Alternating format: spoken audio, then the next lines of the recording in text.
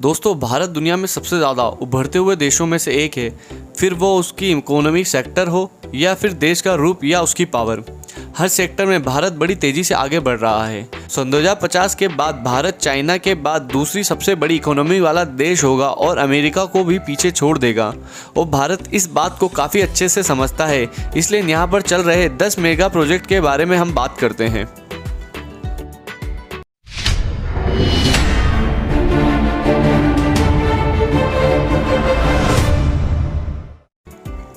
Aditya L1 project. ISRO बिना किसी रुकावट के पूरे समय सूरज को ऑब्जर्व करने और उसके डाटा को कलेक्ट करने को लेकर आदित्य L नाम के एक प्रोजेक्ट का प्लान कर रहा है।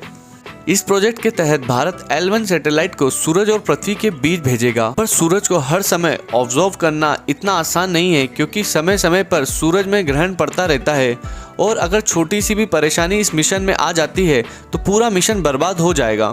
लेकिन अगर भारत ये मिशन करने में सफल रहता है तो ये भारत के लिए दुनिया भर में ऐसी अचीवमेंट होगी जिससे भारत अपनी पावर का डंका पूरी दुनिया में बजा पाएगा। दूसरा, दिशा एंड त्रिशा मिशन। इसी तरह इसरो दिशा एंड त्रिशा मिशन को भी प्लान कर रहा है, मगर पिछले 2 सालों से कोविड के चलते भारत को अपने कई स्पेस मिशन डिले करने पड़े थे। पर अब एक बार फिर भारत अपने मिशन पर तेजी से काम कर रहा है। दिशा एंड त्रिशा मिशन के तहत भारत दिशा नाम के एक सैटेलाइट स्पेस में भेजेगा और अर्थ के आखिरी लेयर पर स्टडी करेगा। वहीं त्रिशा प्रोजेक्ट फ्रांस के साथ मिलकर किया जाएगा। इसमें सैटेलाइट को भेजकर अर्थ की लैंड सरफेस की मैपिंग की जाएगी, जिससे forest, natural resource, urban area, जंगलों की मैपिंग करी जाएगी। रिपोर्ट्स के मुताबिक ये अब तक की सबसे एक्स्ट्रा मैपिंग होगी। भारतमाला प्रोजेक्ट। इस प्रोजेक्ट को नेशनल हाईवे डेवलपमेंट का अपडेट प्रोजेक्ट मान सकते हैं। इस प्रोजेक्ट में government 50,000 kilometre road, highway, expressway बनाने का गोल रखती है। इस प्रोजेक्ट से इकोनॉमिक कॉरिडोर पर बॉर्डर एरिया, रिमोट एरिया को जोड़ने का काम करेगा। इस प्रोजेक्ट से भारत को एक्सपोर्ट करने में हेल्प मिलेगी। साथ ही प्रोजेक्ट से होने वाले डेवलपमेंट से मजदूरों का रोजगार मिलेगा। इस योजना के तहत करीब 9,000 economic corridor, 6,000 kilometre intern corridor के साथ कई किलोमीटर तक रोड्स बनाई जाएगी। चौथा, नोएडा इंटरनेशनल एयरपोर्ट प्रोजेक्ट। किसी भी देश को इंटरनेशनल तरीके से जुड़ने के लिए एयरपोर्ट की जरूरत पड़ती है। इससे दूसरे देशों से कनेक्टिविटी आसान हो जाती है। भारत का अब तक का सबसे बड़ा एयरपोर्ट इंदिरा गांधी एयरपोर्ट है, जिसमें अभी तक टोटल 3 ही रनवे हैं, जिसकी वजह से कई बार कई फ्लाइट्स को डिले करना पड़ता है।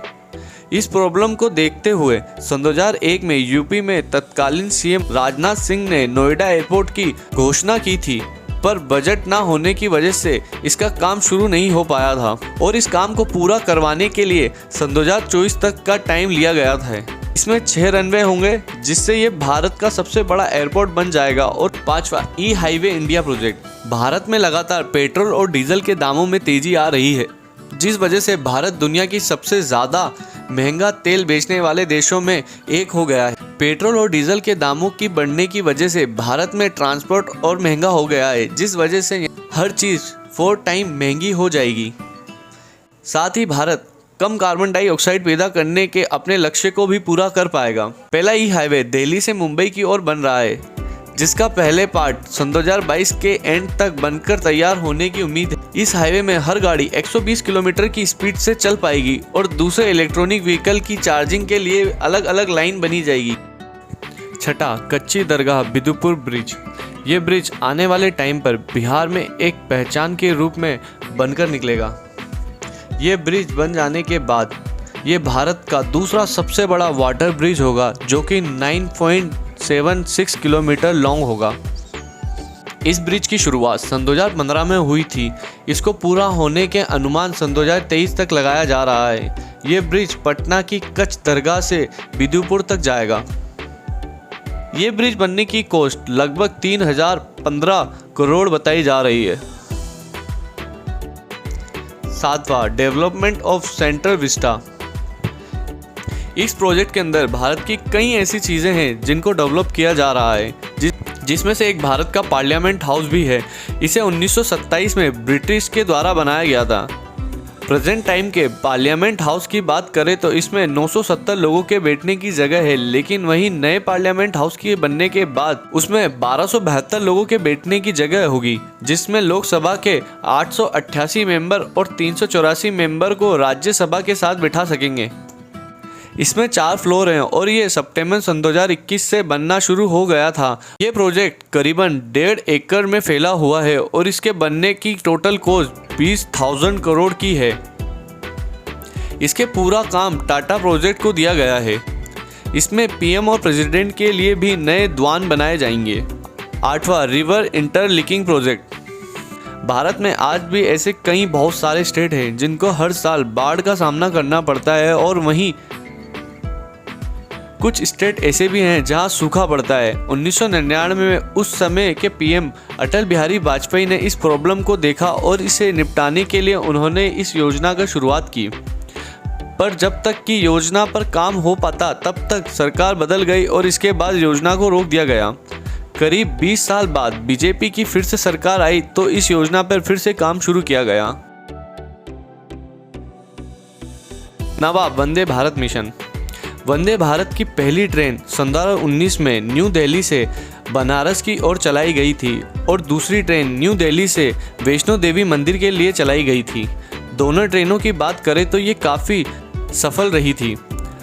अब भारत रेल ने इस साल 500 से ज़्यादा वंदे भारत ट्रेन चलाने का मोटिव रखा है।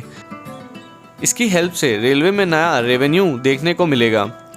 10G 5G टेक्नोलॉजी, ये भारत की टेलीकॉम टेक्नोलॉजी सेक्टर में बहुत बड़ा बदलाव लेकर आने वाला है। अगर हम इसका मुकाबला टेक्नोलॉजी 4G से करते हैं तो ये 4G से 10 टाइम फास्ट है।